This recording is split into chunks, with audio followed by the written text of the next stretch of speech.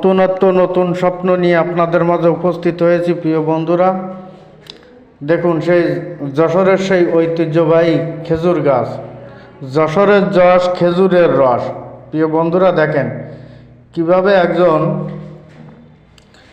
খেজুর গাছ চাষি কিভাবে খেজুর গাছ কাটছে। প্রিয় বন্ধুরা আপনাদের দেখানোর চেষ্টা করছি একজন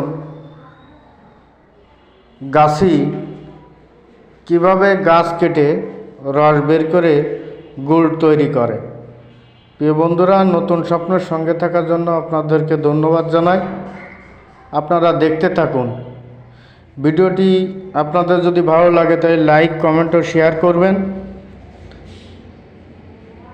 যশোরের যশ খেজুরের রস, এটি কিন্তু যশোরে পরিচালিত।